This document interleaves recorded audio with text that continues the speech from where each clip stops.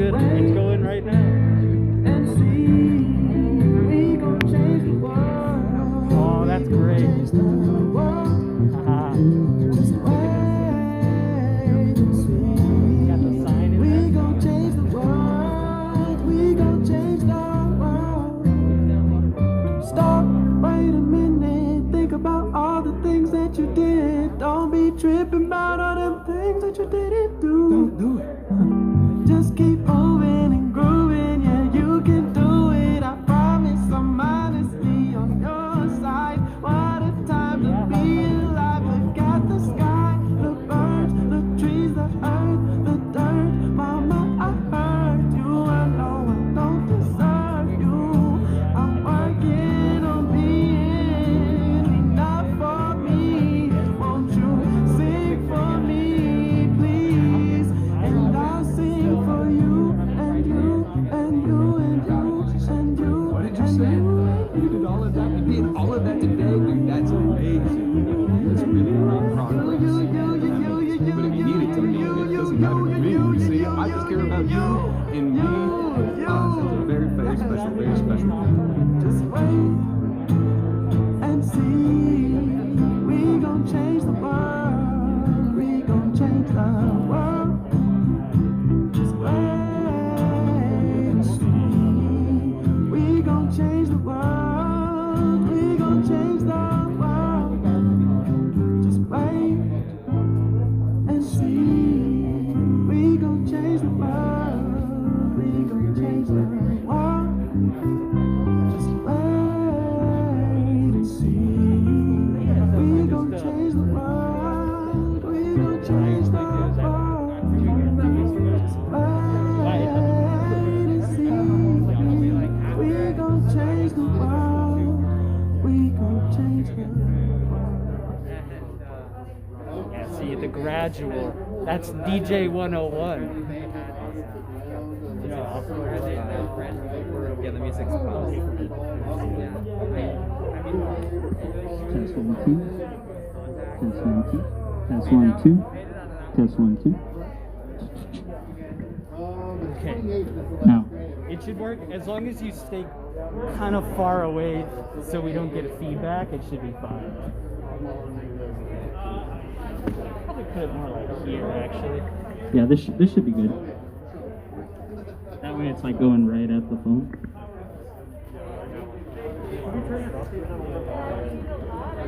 Is this good? Okay, this should be good. Yeah? Am I standing in the right place? Oh yeah, yeah, you're fine. Hello, everyone.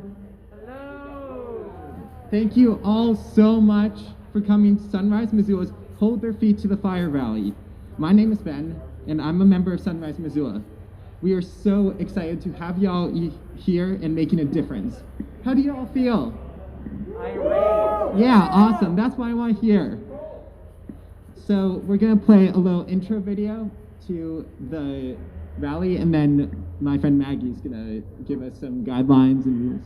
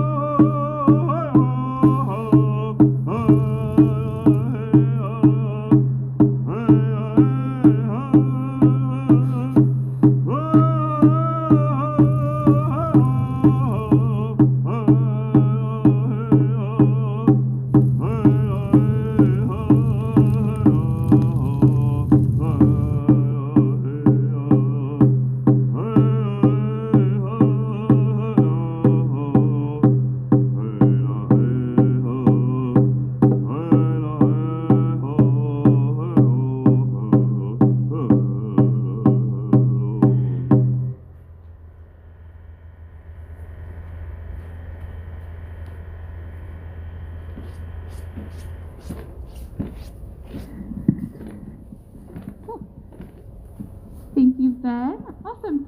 Sweet. Yeah, my name is Maggie. I'm also part of Sunrise, Missoula. My pronouns are she and her. I'm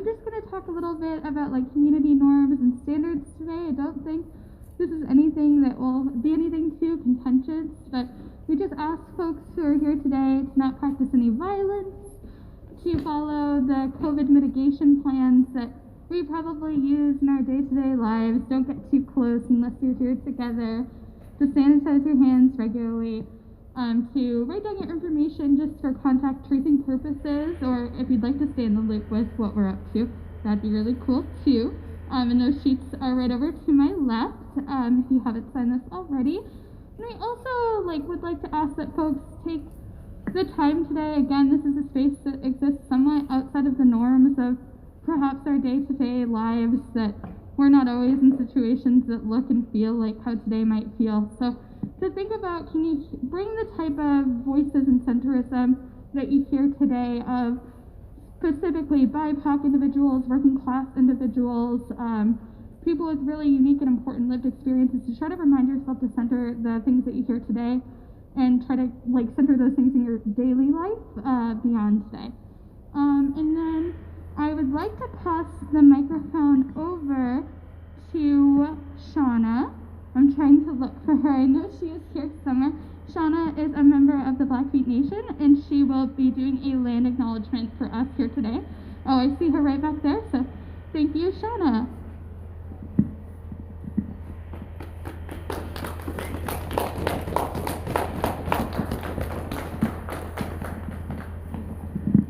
Thank you. It's an honor to be here today. Okay.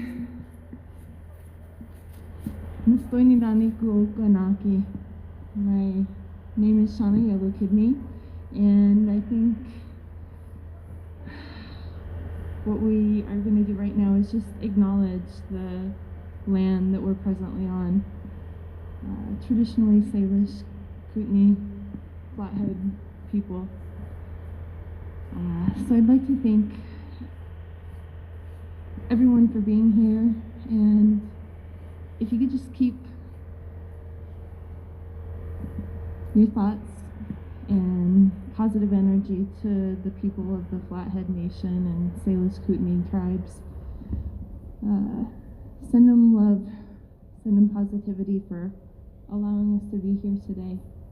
And I'm going to put some tobacco down to the earth in gratitude.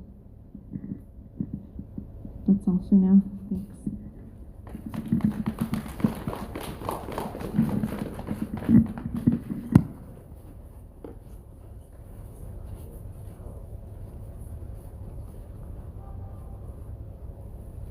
There's a switch. There's a switch on the mic. Is it the on-off switch? It's off, right? Okay, cool. So now it's on. Hi guys, how's everyone doing right now? Can we just real quick, can everyone make some noise if Joe Biden personally owes you $2,000? Yeah! Yep, that's everyone here. So that's what we're here today to do, is to say, hey, we gave these people their power and now they need to use it to help us. So the first speaker that we're going to be introducing is Mark. Do we have a Mark in the house? Fantastic, thank you so much. And here's this microphone for you. Well, thank you all for coming. This is not your usual marching weather, but so I hope I can get you kind of riled up here. I'm going to start off by reading something out of the Declaration of Independence. If you hadn't read it lately, there's kind of some interesting things there. We hold these truths to be self-evident, that all people are created equal, that they are endowed by their Creator with certain unalienable rights, that among these are life, liberty, and the pursuit of happiness, that to secure these rights, governments are instituted among people, deriving their just powers from the consent of the governed, that whenever any form of government becomes destructive of these ends, it is the right of the people to alter or to abolish it, and to institute new government, laying its foundation on such principles and organizing its powers in such form as to them shall seem most likely to affect their safety and happiness. Prudence indeed will dictate that governments long established should not be changed for light and transient causes. And accordingly, all experience has shown that humankind is more disposed to suffer while evils are sufferable, than to right themselves by abolishing the forms to which they are accustomed. But when a long train of abuses and usurpations, pursuing invariably the same object, evinces a design to reduce them under absolute despotism, it is their right, it is their duty to throw off such government and to provide new guards for their future security.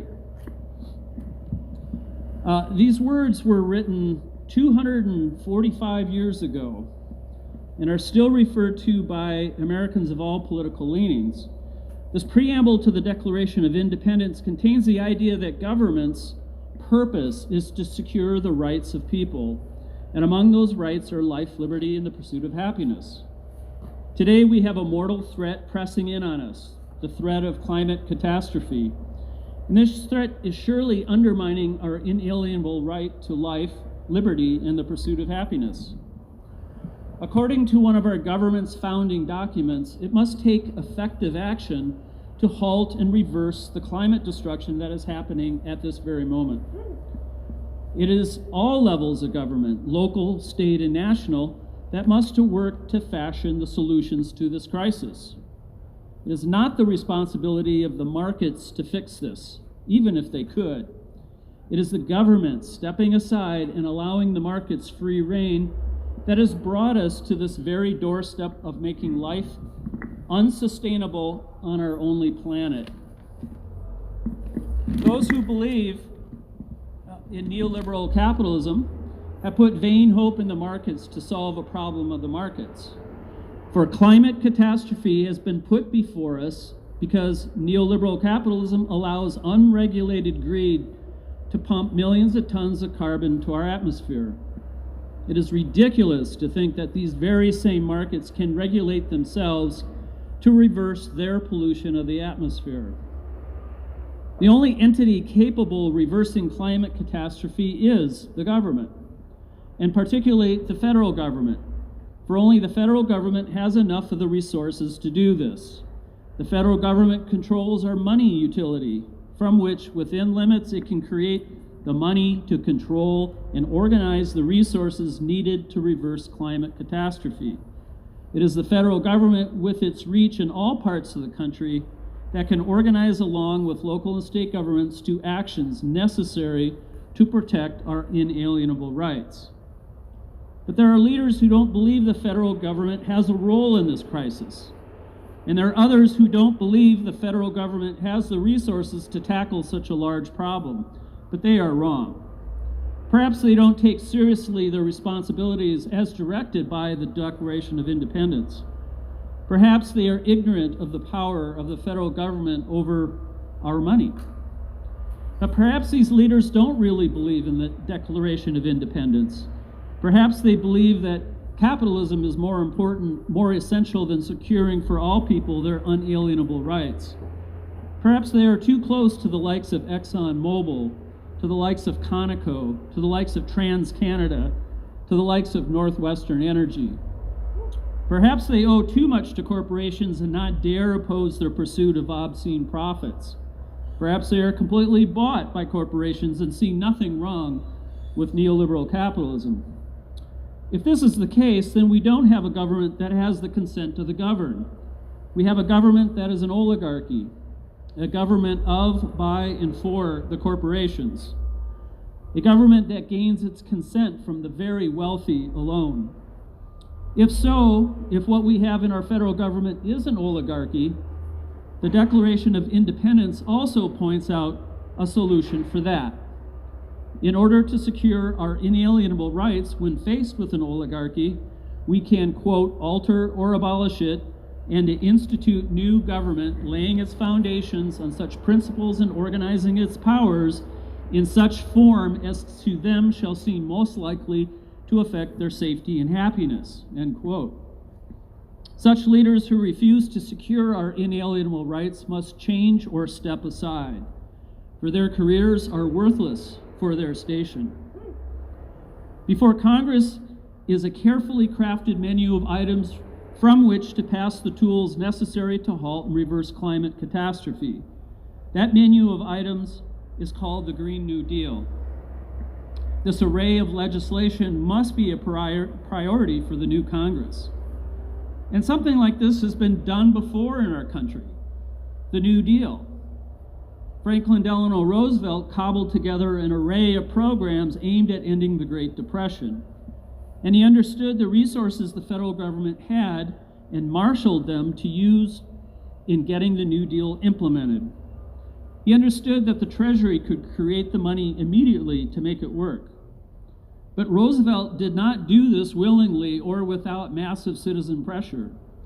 The organizations of the unemployed and the new Congress of Industrial Organizations unions pushed Roosevelt hard to make him do his duty to secure their unalienable rights. Largely organized by communists and socialists, the new unions and the organizations of the unemployed used deep organizing techniques to build a movement that Roosevelt could not ignore. This movement of working people quickly gathered the power to force Roosevelt and the Democratic majority in Congress to take action. We are called to do no less today. Building a movement of working people and others through deep organizing techniques is our essential work today, in my opinion. By organizing for power to shut down parts of the economy if need be, we can hold elected leaders to their task. By building power, we can also remove political leaders through the vote if they don't take seriously their responsibility. In both ways do we need to build power for ourselves and for the generations to come. Thank you.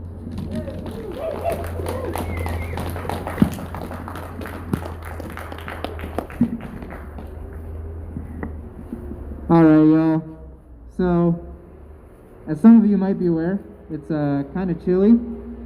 So, to kind of get us moving, we're gonna sing a song together. Might be a little weird, might be a little out of some of your comfort zones. I promise it's fun though. Lean into it. The more you lean into it, the more enjoyable it'll be.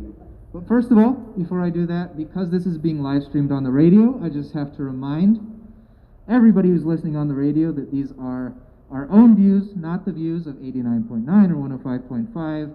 These are the views of Sunrise Movement Missoula and the speakers we found, so yeah. But that being said, I have a song for y'all. So the way it goes, I'm gonna list a location, and then yeah, if you guys just echo what I say, it'll figure it out together. Well, I went down to the courthouse. I went down to the courthouse.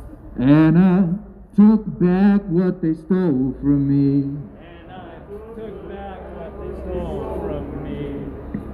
Well, I took back my dignity. Well, I took back my dignity. And I took back my humanity. And I took back my humanity. Now it's under my feet, under my feet. Ain't nobody gonna walk all over me. Now it's under my feet, under my feet. Ain't nobody gonna walk over me. Now see if you can do it all together now. Well, I went down to the courthouse and I took back what they stole from me, and I took back my dignity, and I took back my humanity. Now it's under my feet, under my feet. Ain't nobody gonna walk all over me. Well, I went down to the jailhouse and I took back what they stole from me, and I took back my dignity, and I took back my humanity. Now it's under my feet, under my feet. Ain't nobody gonna walk all over me. White House. Well, I went down to the White House and I took back what they stole from me, and I took back my dignity, and I took back my humanity. Now it's under my feet, under my feet. Ain't nobody gonna walk all over me. Thanks, y'all. Sweet.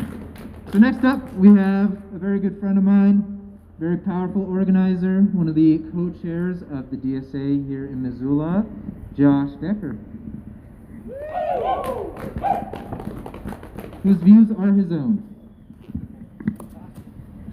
Hey everyone, thanks for being here today. I'm going to talk to you a little bit about direct action. Direct action is a tactic, and it's built on organizing. Direct action is the use of power, economic, social, physical power, to directly reach certain goals of interest. In contrast to just making appeals through electoral politics or diplomacy or negotiation or arbitration,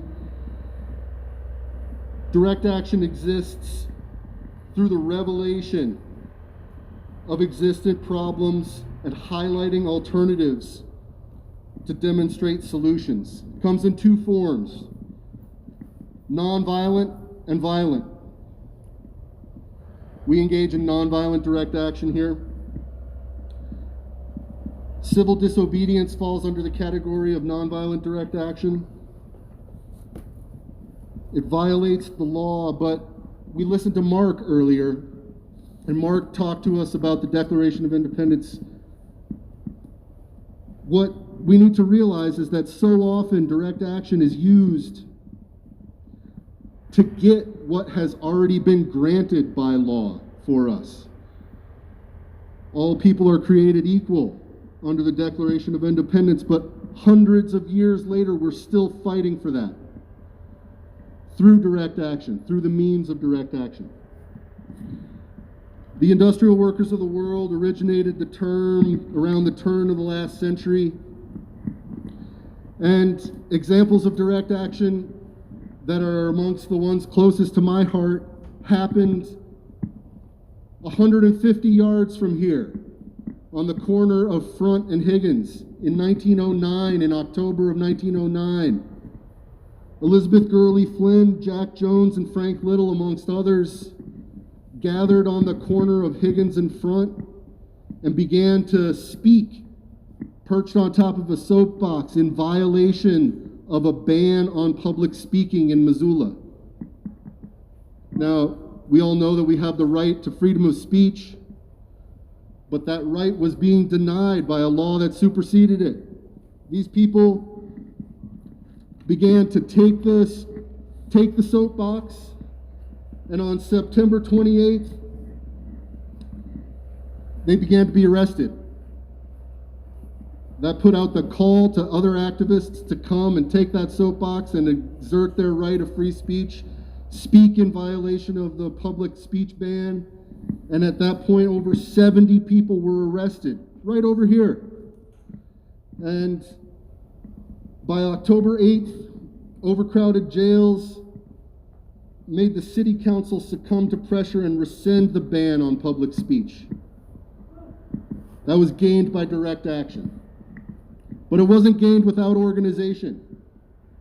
Big Bill Haywood, another industrial worker of the world, he says that if the workers are organized, all they have to do is put their hands in their pockets, and they've got the capitalist class whipped. So that makes it sound simple. The hard part is the organization. So often the direct action, something that's oftentimes a mixture of creativity mixed with the desperation of oppression, is basically the easy part. The hard work is getting the people organized, getting the people on the same page, getting the people to understand the goals that are necessary for them to make better lives for their fellow humans.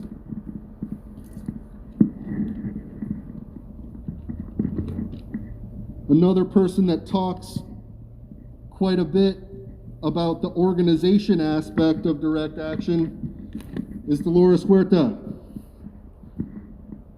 founder of the National Farm Workers Union that later turned into the United Farm Workers. She says, the great social justice changes in our country happened when people came together, organized, and then took direct action. It is this right that sustains and nurtures our democracy today.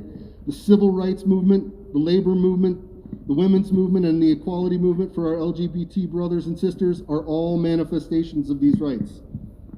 So again, it's organization. Direct action can be as simple as garment workers in India refusing to sit down at their workstations. But the power that they need in order to take that action comes from the organization involved in getting them to make that decision. One of the ways to define direct action that I especially like comes from Caroline Lucas, a member of the Green Party of England. She talks about that when the democratic deficit, I love the idea of a democratic deficit.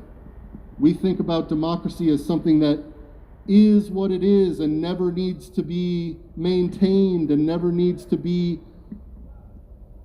have a fresh coat of paint put on it. But when the democratic deficit is so enormous, people are left with very little option but to take peaceful, nonviolent, direct action. And lastly, one of the people I'll mention is a favorite of mine, Howard Zinn. Howard Zinn says that there's one central characteristic of anarchism on the matter of means, and the central principle is a principle of direct action, of not going through the forms that society offers you, of representative government, of voting, of legislation, but directly taking the power. That's what we're here to do, is to take power directly. Organize with your fellow workers, organize with your fellow people, and take power directly. The direct action that we saw in the early part of the last century and the direct action that's been taken up till now is often based in the labor movement. But the direct action that we need to take now is not about maintaining safety at the workplace or securing a 40-hour work week or 8 hours for sleep, 8 hours for work, and 8 hours for as you wish. It's for sustaining the very existence of human life on this planet. Organize to sustain life on this human planet of ours. Thank you. Thank you so much, Mark. All right, so just a couple of quick reminders before we move on to our next speaker. If you have not signed in on our contact tracing sheets over at these 3 tables to my left, please do so before leaving the event today. Also, just another gentle reminder that all of our speakers are speaking their own views and perspectives and not those of our gracious hosts at 89.9 and 105.5. All right, we have a next speaker in the house. Do we have Leticia in the house? Come on up, Ms. Leticia. For those listening on the radio, Leticia has a fantastic mask on right now. Very fashionable.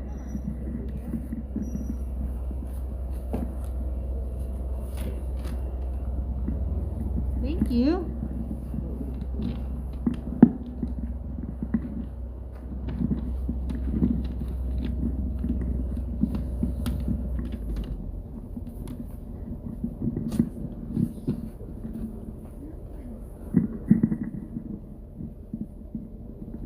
We are showered every day with the gifts of the earth we have neither earned nor paid for. Air to breathe, nurturing rain, black soil, and honeybees, a bag of rice, and the exuberance of a field of goldenrod and asters at full bloom. These words come from Robin Wall Kimmerer, a mother, a scientist, decorated professor, writer, and enrolled member of the Citizen Potawatomi Nation. In her book, Braiding Sweetgrass, she writes about the question most often asked of us. Do we love our Mother Earth? But how often, she says, do we ask ourselves, does our Mother Earth love us? And the answer is yes. She continues to gift us blessings every day that keep us fed, warm, cool, grows medicine to heal us. And despite all of this and disrespect we unleash on our planet, our environment, our natural world, we continue to have nourishment that gives us life. And if we are good people, then we will thank our Mother Earth. We will promise to take care of her now and into the future. We will acknowledge her when we shop at downtown farmer markets or peruse those plastic-filled malls so feverishly at Christmas time. We will remember to respectfully pull out a seat for her at the community organizing meetings we endlessly attend. We will recognize, invite to the front of the room at these politician fundraising dinners, or their campaign press conferences, or their executive order signing news media cameos, where they hog all the attention. We will bring our Mother Earth along, linked arm in arm, to City Council public hearings, rallies like today. Right now, I'm thinking about the chickadees that are shaking the fresh powdered snow off their fluffy, tiny bodies. I'm here today to give them a loud and clear human voice, to stand up for them, to protect them in this violent, extractive, capitalistic, destructive time we are living in. If any of you have, I just want you guys to think about something that gives you courage so that you may go forward and be brave enough to be there for our Mother Earth. For me, it's a chickadee. You guys probably have an animal or a plant that you think about. And you think about it really hard and bring them with you wherever you go. So a couple of weeks ago, I attempted three different times to post a local news article on a popular Missoula Facebook community group known for its strong support for Democrat politicians. The news article is titled, Montana Delegation Demands Keystone XL Pipeline Project Be Revived. Boo! And surprise, not surprise, it writes, Democratic U.S. Senator Jon Tester wrote Biden on Tuesday asking him to reconsider Keystone XL, calling the pipeline a powerful economic driver for Montana. Right? Yeah. He's been supporting this pipeline for many, many years, so it's not like news or anything. I suspect the most diehard, blue no matter who moderators in that group held my post hostage for over 3 mornings because the content looked strategically bad on our supposed climate action caring senator who so far has proven lame on committed action that would move our state into a green, just transition for all Montanans, and it would render fair criticism of his two-faced support for missing and murdered Indigenous women, all the while he caters to billion-dollar corporate fossil fuel loyalties, companies that build man camps, that bring drugs and violence and family laws to Indigenous communities. They violate sovereign nations, sacred land and water rights, and stomp all over law-binding treaties with their sponsored militarized police boots. How is supporting this vicious tar sand oil pipeline be acceptable under any circumstance? It is not. Did he forget that water is life? Is that like a news flash? I am gonna say it again. Water is life. We can't drink oil, so keep it in the soil. So when you guys ever join the front lines, you have to learn this.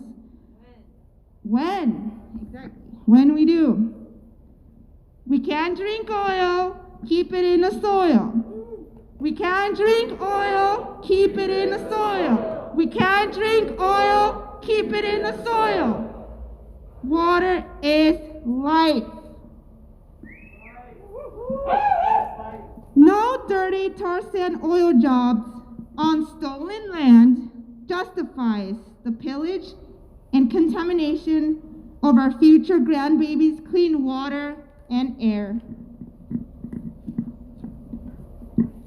We are told by the senator's sympathizers and all the blues, no matter whose, to stop bringing this issue up, to be more understanding of the situation, take it easy on him, that the senator's actions were all for show, to pander to his big donors, that it is part of the political process and of the psychological games played, that his support for backing up Keystone is a strategy to win office again, and to stop worrying, to put our energy elsewhere, because this pipeline is surely dead as the fish that float in the rivers poisoned by oil spills, and that no bill, no law, no senator can bring it back to life. Well, this better be true, because we've been ready to hold our elected politicians' feet to the flames, and our heart belly fires will only burn hotter, and our climate will only burn hotter until they listen to us, the people. Until they listen to our future grandbabies, our loving plant relatives, our special finned, winged, and four-legged relatives, our Mama Earth. We are showered every day with the gifts of the earth. Gifts we have neither earned nor paid for. Air to breathe, nurturing rain, black soil, berries and honeybees, a bag of rice, and the exuberance of a field of goldenrod and asters at full bloom. The chickadees wintering in your backyards, they thank you today for your time.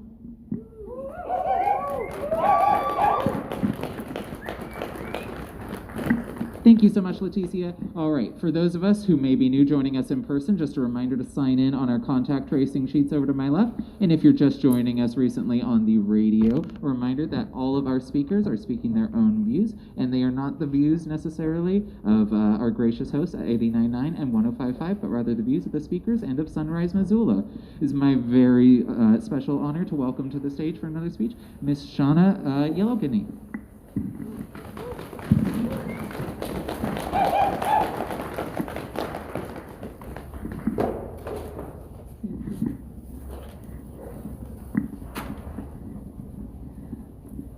So what are we doing here?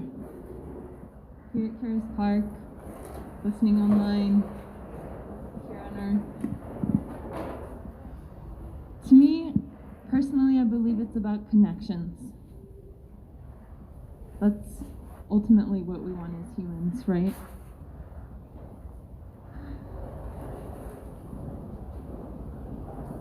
over the last half hour or so, we've been kind of bombarded with platitudes, quotes, facts, calls to move and act. But what I'd like you to do right now is look inside your heart. Try to figure out what you as an individual stand for.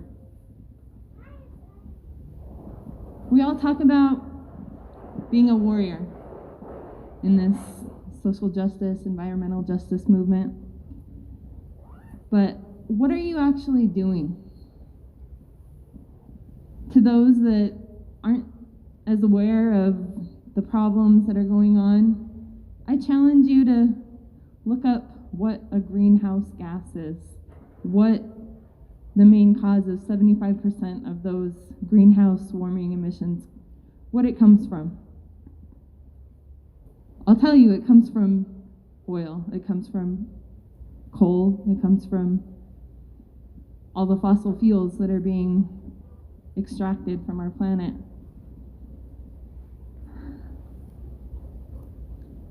So we're raised one way with certain beliefs, but over the course of time we can all help ourselves grow, get better, be kinder, more loving, more intelligent, better in our community, more involved. So what I'd like to do is ask you, come, stand with us, educate yourself, find out what's going on. Go to the Sunrise Facebook page. Go to any number of the community organizer Facebook pages or web pages. Go to stopline3.org. Find out what is going on in your planet. It's ours, right? Nobody's going to protect it but us.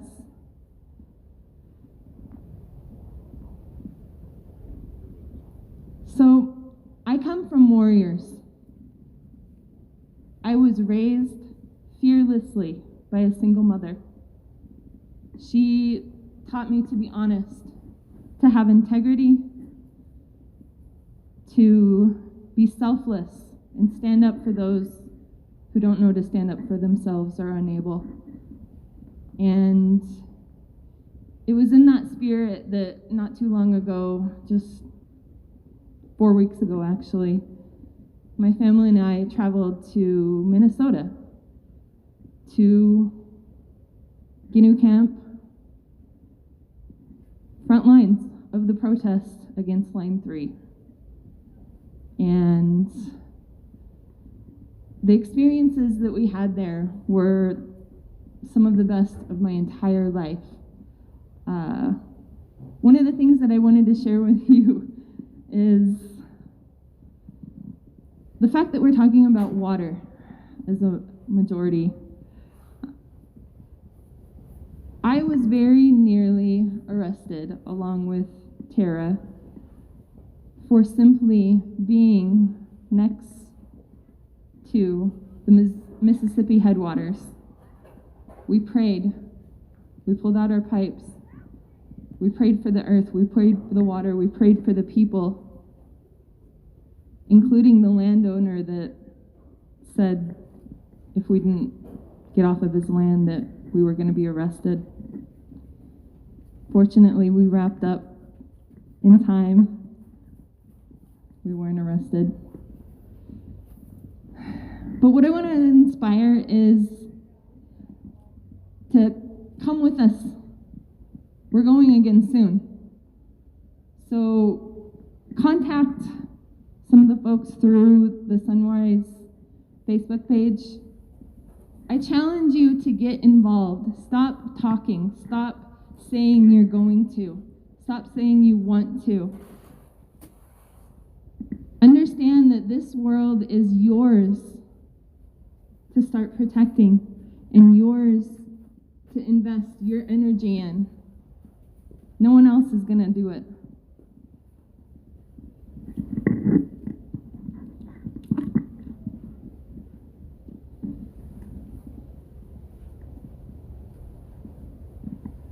So I'm part Blackfeet, and in our old traditional ways, I was taught that the warriors,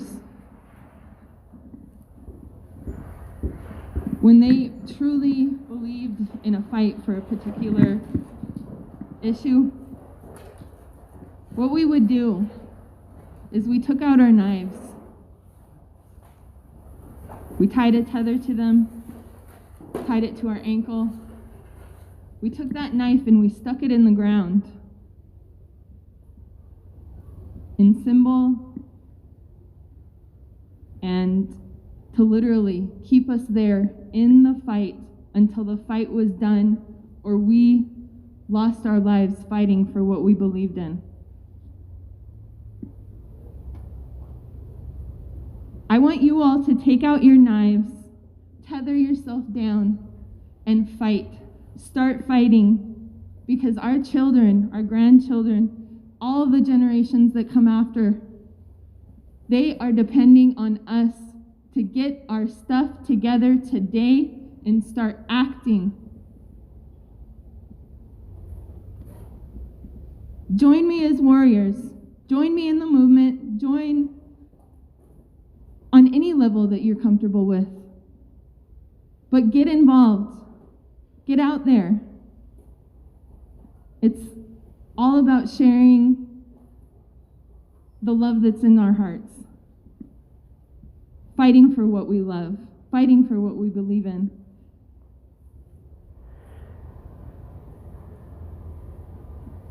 So go to Sunrise, the Facebook page. Contact the administrators. Find out how you can get involved.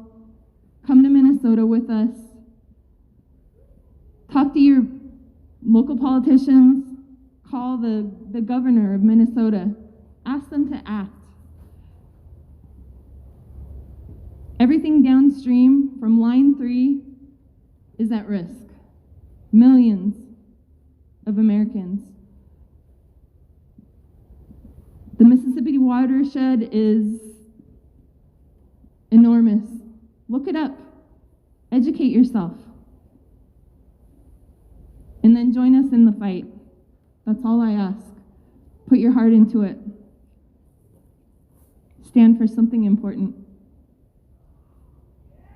It's with all the love in my heart that I say thank you and I appreciate your time.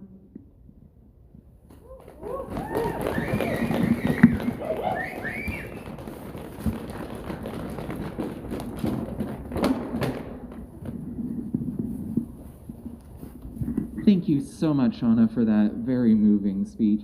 Thank you all for coming here today. For those who have heard these reminders every time, my apologies, but these are the reminders that if you are new to us in person, please sign in on our contact tracing sheets. And if you are new to us on the radio, the views being espoused are those of the speakers and of Sunrise, Missoula, and not necessarily those of our gracious hosts at 89.9 and 105.5. I would like to take this moment to welcome Patrick Iwaki up to our stage.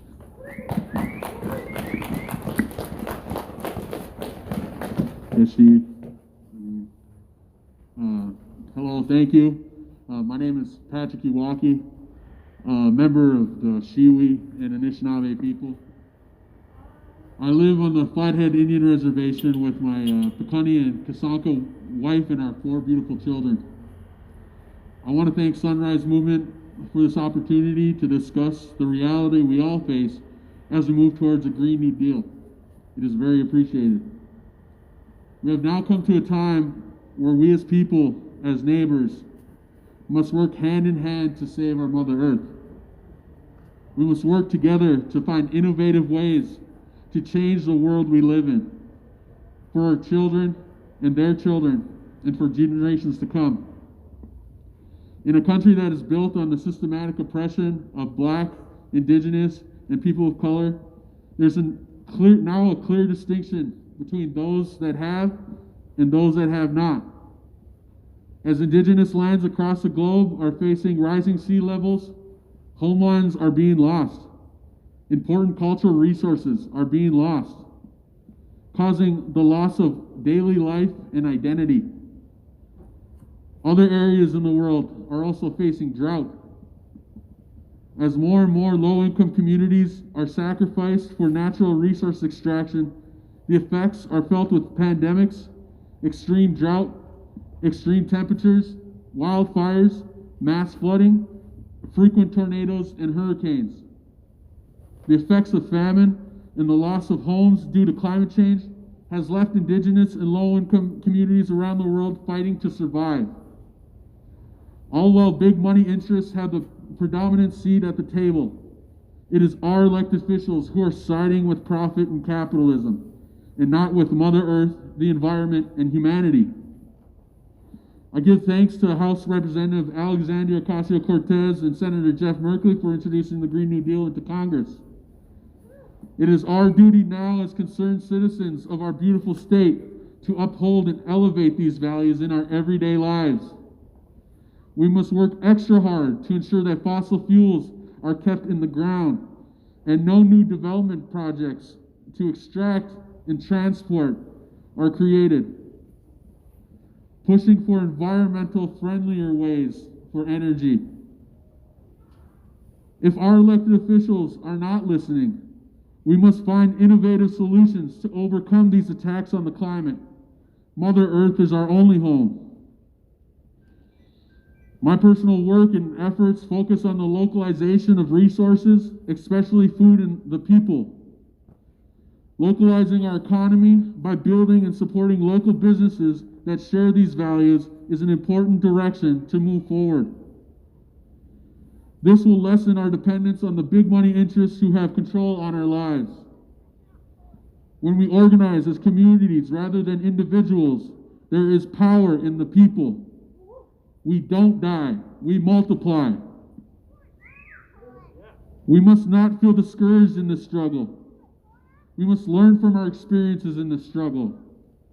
The No DAPL protests in Standing Rock prove to us that when we stand together, we can bring attention to our climate crisis that cannot be ignored. These experiences continue to be carried into homelands across this globe, and we must not forget it. Line 3 is an example of this. When we think of innovative ways, we must look at ourselves in the mirror and ask ourselves, if not me, who? If not now, when? We must look within. We must elevate grassroots leaders amongst our community into roles of governmental leadership.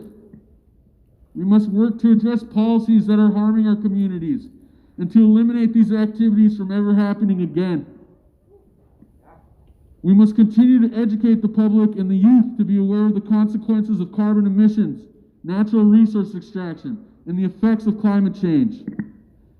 We must also continue to engage and educate the public in civic engagement, especially voting rights. When we are educated, we are empowered. Then we are empowered to make decisions that have merit based on truth and fact.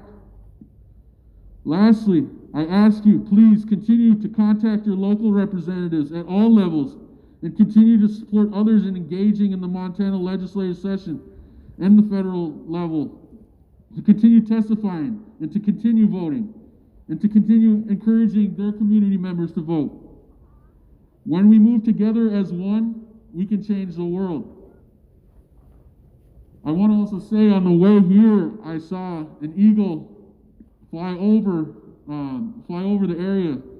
And so those symbols, those messages, we may look at it and just see a bird flying, but that animal is very sacred and is looking out for us and protecting us. It is the highest bird that can fly in the sky, and it is looking out for us and saying that our message will be carried and our fight will not be ignored. I thank you, and I thank Sunrise Movement for this opportunity. I hope.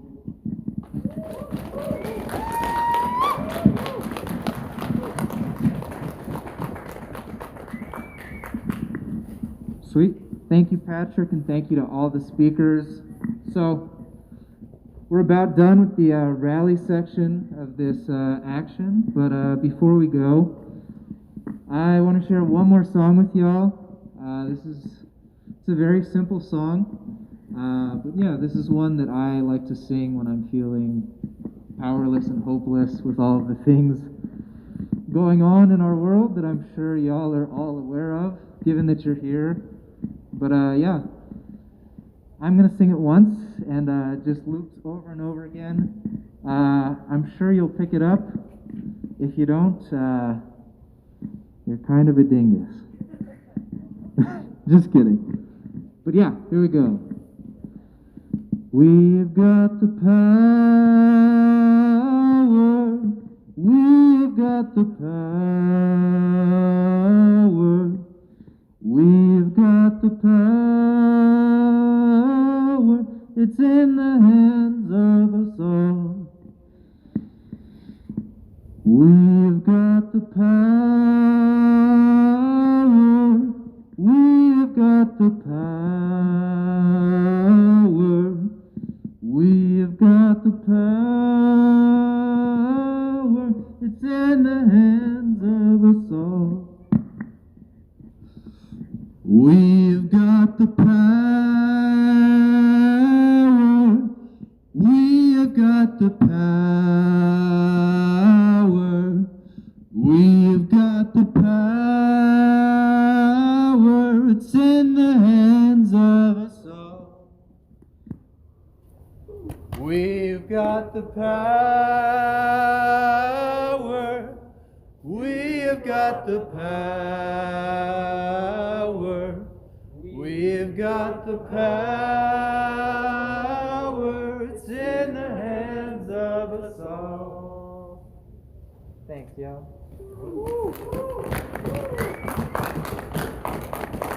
So we're going to start marching in just a sec. We're going to visit our friend, Steve James. But yeah, that's just for those of us here. But give us just a moment. We're going to grab a few things on the way out. But hold tight and we should get headed out in no less than 5 minutes. Fingers crossed. Keep it rolling? Cut it. And just a final reminder, if you haven't signed in yet on the contact tracing sheet, please do so now. This is your last opportunity. If you don't, the help